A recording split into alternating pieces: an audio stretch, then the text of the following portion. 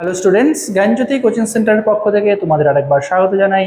আমি রাজীব স্যার এবং আজকে আমরা আলোচনা করব বিদ্যাসাগর ইউনিভার্সিটির আন্ডারে তোমরা যারা পলিটিক্যাল সায়েন্স নিয়ে 5th সেমিস্টারের জন্য পড়াশোনা করছো তাদের মেজর পেপার 8-এর যে টপিকটা আজকে আমরা নিয়ে এসেছি সেটা হলো অরবিন্দ ঘোষের আধ্যাত্মিক জাতীয়তাবাদ বলতে কি বোঝানো হয়। ঠিক আছে, তো অরবিন্দ ঘোষের আধ্যাত্মিক জাতীয়তাবাদ কাকে বলে বা বলতে কি বোঝানো হয়, এটা থাকবে তোমাদের 5th সেমিস্টারের খুবই গুরুত্বপূর্ণ একটি টপিক। তো ভিডিওটি শুরু করার আগে তোমরা যারা আমাদের চ্যানেলে প্রথম এসেছো বা এখনো আমাদের চ্যানেলটিকে সাবস্ক্রাইব করোনি তারা অবশ্যই চ্যানেলটিকে সাবস্ক্রাইব করো এবং পাশে থাকা বেল আইকনটিকে ক্লিক করে দিও যাতে আমাদের পরবর্তী ভিডিও নোটিফিকেশন তোমরা খুব সহজেই পেয়ে যেতে পারো। এছাড়া তোমরা যারা অনলাইনে আমাদের সাথে যুক্ত হতে চাও এবং আমাদের থেকে কোর্স পারচেস করতে চাও তারা অবশ্যই স্ক্রিনে যে দুটো ফোন নাম্বার দেখতে পাচ্ছ এই দুটো ফোন নাম্বারে আমাদের সাথে সরাসরি যোগাযোগ করে নিতে পারবে। অনলাইনে যেই সমস্ত সুযোগ সুবিধাগুলো আমরা তোমাদের জন্য রেখেছি তোমরা আমাদের এখানে পেয়ে যাবে proper guidance, recorded classes, high quality notes এবং 100% কমন সাজেশন। মেজর স্টুডেন্টদের জন্য পুরো সেমিস্টারের কোর্স ফি রাখা হয়েছে অল সাবজেক্টের জন্য শুধুমাত্র 1299 এবং মাইনর স্টুডেন্টদের জন্য রাখা হয়েছে শুধুমাত্র 699। এছাড়া গুগল প্লে স্টোরে আমাদের একটা অ্যাপ্লিকেশন রয়েছে, যেই অ্যাপ্লিকেশনটার নাম হলো পিস্টিকল এডুকেশন। তো এই অ্যাপ্লিকেশনটা ডাউনলোড করেও তোমরা আমাদের সাথে যুক্ত হতে পারো এবং অ্যাপ্লিকেশনে থাকা যে বিভিন্ন কোর্সগুলো রয়েছে সেগুলোর অ্যাক্সেস গ্রহণ করতে পারো। তো চলো আজকে তোমাদের যে মেন টপিক সেটা আলোচনা করা যাক। তো প্রথমে আমরা দেখে নেব যে জাতীয়তাবাদ হলো অর্থ কী। ঠিক আছে, তো জাতীয়তাবাদের অর্থ হলো এখানে ধর্ম। ঠিক আছে, প্রথমে এখানে অর্থটা এখানে ধর্ম বলা হয়েছে। তো শ্রী অরবিন্দের মতে ভারতের স্বাধীনতা সংগ্রাম কেবল ভৌগোলিক বা রাজনৈতিক মুক্তির আন্দোলন ছিল না, বা শুধুমাত্র যে ভৌগোলিক আন্দোলন বা মুক্তির আন্দোলন যদি বলা হয় তাহলে এটা ছিল না।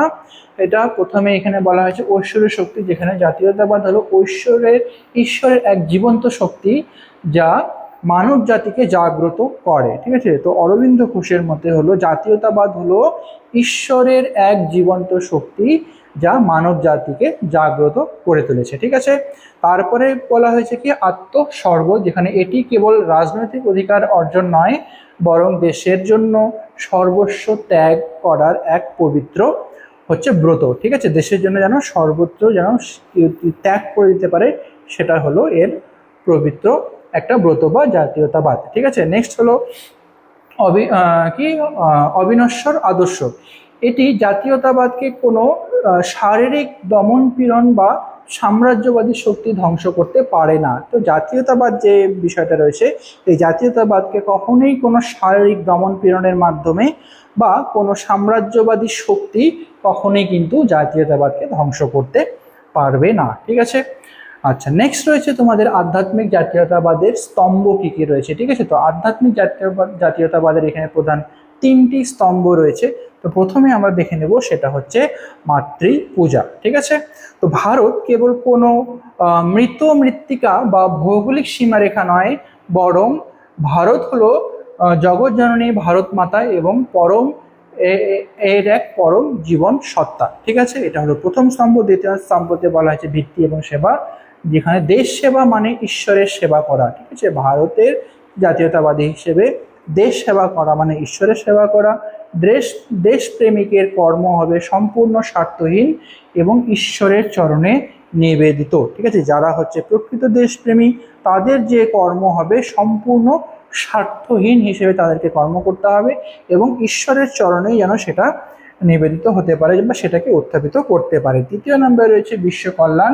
ভারতের মুক্তির মূল উদ্দেশ্য হলো সমগ্র মানব জাতিকে আধ্যাত্মিক আলোর পথ দেখানো এবং বিশ্ব শান্তি প্রতিষ্ঠা করা। ঠিক আছে, তো ভারতের যেটা মূল উদ্দেশ্য, ঠিক আছে, ভারতের মুক্তির মূল উদ্দেশ্য সমগ্র মানব জাতির আধ্যাত্মিক আলোর পথ দেখানো। ঠিক আছে, সমস্ত মানব জাতি যেন আধ্যাত্মিক পথে চলে এবং যেন বিশ্ব শান্তি প্রতিষ্ঠা খুব সহজেই করা হয়ে থাকে। নেক্সট হলো ভারত মাতা এবং বন্দে মাতরম মন্ত্র। আচ্ছা, তো বঙ্কিমচন্দ্র থেকে শ্রী অরবিন্দ বলা হয়েছে যে শ্রী অরবিন্দ বঙ্কিমচন্দ্র চট্টোপাধ্যায়ের যে বন্দে মাতরম গ্রন্থ দ্বারা গভীরভাবে অনুপ্রাণিত হয়েছিলেন। ঠিক আছে, তো অরবিন্দ যিনি ছিলেন শ্রী অরবিন্দ তিনি বঙ্কিমচন্দ্র চট্টোপাধ্যায়ের লেখা যেটা বন্দে মাতরম, ঠিক আছে, তো এই গান তাকে গভীরভাবে অনুপ্রাণিত করেছিল। তিনি মনে করতেন এই মন্ত্রে ভারতীয় জাতিকে নিদ্রা থেকে জাগিয়ে তুলবে। তো অরবিন্দ মনে করেছিলেন যে যে বন্দে মাতরম যে গানটা ছিল সেটা হচ্ছে ভারতীয়দেরকে যেন নিদ্রা থেকে জাগিয়ে তুলবে। তার মতে যখন একজন ভারতবাসী দেশকে মা বলে উপলব্ধি করে তখন তার মধ্যে অসীম শক্তি এবং ত্যাগের প্রেরণা জাগ্রত হয়। এটি আধ্যাত্মিক জাতীয়তাবাদের প্রাণকেন্দ্র। ঠিক আছে, তো আধ্যাত্মিক জাতীয়তাবাদের প্রাণকেন্দ্র হিসেবে এখানেই এই বিষয়টাকে এখানে উত্থাপন করা হয়েছে। নেক্সট হলো পাশ্চাত্য বনাম শ্রী অরবিন্দের জাতীয়তাবাদ। পাশ্চাত্য জাতীয়তাবাদ এবং শ্রী অরবিন্দের জাতীয়তাবাদের মধ্যে কি কি পার্থক্যগুলো রয়েছে। তো প্রথমে আমরা দেখে নেব পাশ্চাত্য জাতীয়তাবাদ কি। তো এই পাশ্চাত্য জাতীয়তাবাদের যেটা মূল ভিত্তি সেটা হলো রাজনৈতিক স্বার্থ, বাণিজ্য, ভৌগোলিক সীমা এবং সামরিক শক্তি। এই বিষয়গুলো হলো পাশ্চাত্য জাতীয়তাবাদের মূল ভিত্তি ছিল। চরিত্র কি ছিল? প্রায়শই অগ্রাসী, স্বার্থপর এবং অন্যান্য জাতিকে শোষণের মানসিকতা সম্পন্ন। অন্যান্য জাতির প্রতি যেন তারা শোষণ করতে পারে সেই শোষণ মানসিকতা নিয়ে কিন্তু এটা ছিল। ঠিক আছে, পাশ্চাত্য জাতীয়তাবাদী। এবং এর লক্ষ্য কি ছিল? বস্তুগত সাম্রাজ্য বিস্তার এবং অর্থনৈতিক আধিপত্য প্রতিষ্ঠা করা ছিল পাশ্চাত্য জাতীয়তাবাদের মূল উদ্দেশ্য। যেখানে আধ্যাত্মিক জাতীয়তাবাদের যে মূল ভিত্তি আমরা দেখে নেব, আত্মিক ঐক্য, সনাতন ধর্ম, নৈতিক মূল্যবোধ এবং ঐশ্বরিক চেতনা হচ্ছে এটার প্রধান ভিত্তি।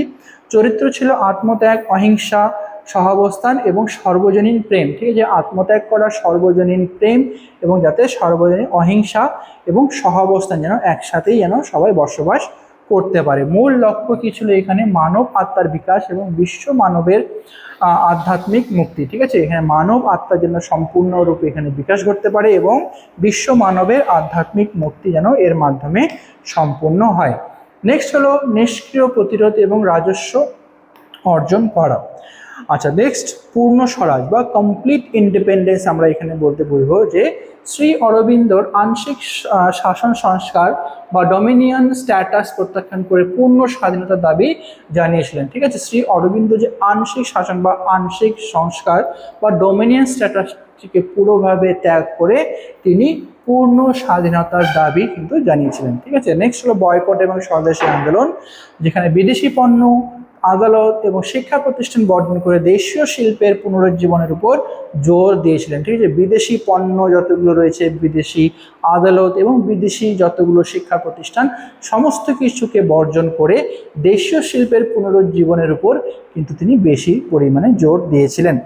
নেক্সট হলো কি প্যাসিভ রেজিস্টার, এখানে বলা হচ্ছে রেজিস্ট্যান্স। আইন অমান্য এবং কর না দেওয়ার মাধ্যমে ঔপনিবেশিক সরকারের অচল করে দেওয়ার রাজনৈতিক কৌশল প্রণয়ন করেছিলেন। তো এখানে বলা হয়েছে কি প্যাসিভ রেজিস্ট্যান্স মানে কি আইন অমান্য। ঠিক আছে, বিদেশি যতগুলো আইন রয়েছে সেই আইনগুলিকে অমান্য করা এবং বিদেশিদেরকে কর না দেওয়ার মাধ্যমে তাদেরকে ঔপনিবেশিক সরকারকে অচল করে দেওয়ার, একটা অচলাবস্থা সৃষ্টি করে দেওয়ার লক্ষ্যে তিনি বেশি জোর দিয়েছিলেন। নেক্সট হলো জাতীয় শিক্ষা ব্যবস্থা, যেখানে ভারতীয় ঐতিহ্য, ধর্ম এবং আধুনিক বিজ্ঞানের সমন্বয়ে জাতীয় শিক্ষানীতি গ্রহণে তিনি শ্রী অরবিন্দ আহ্বান জানিয়েছিলেন।